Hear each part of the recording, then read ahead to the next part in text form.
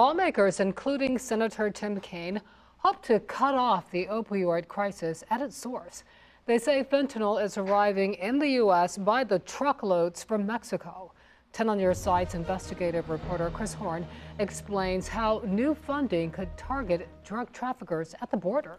That's right, Regina. Kaine is among 4 bipartisan co-sponsors of the Disrupt Fentanyl Trafficking Act. It would give the military more to work with to find and intercept the deadly opioid at the Mexican border and classify it as a threat to national security.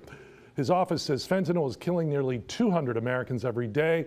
Another way to look at it, the equivalent of a 9/11 every 2 weeks. The deaths to fentanyl in the United States are essentially like a war every year. And the increase in fentanyl-related deaths is really staggering. So Senator Tim Kaine figures if it's truly like a war, why not give the military a bigger role? Virginia had about 2,000 deaths last year from fentanyl, a synthetic opioid that's up to 50 times stronger than heroin.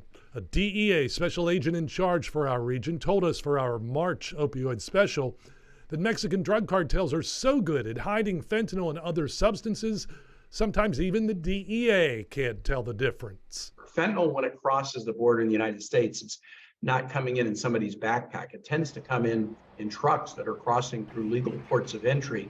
But right now, we don't have sufficient technology to inspect all the trucks. Kaine says it could be as few as only 1 in every 10 trucks gets checked.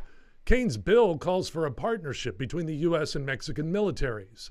Currently, DOD can do drug surveillance at the southern border, but doesn't have the resources to interdict. Kaine wants more money for the military to take action.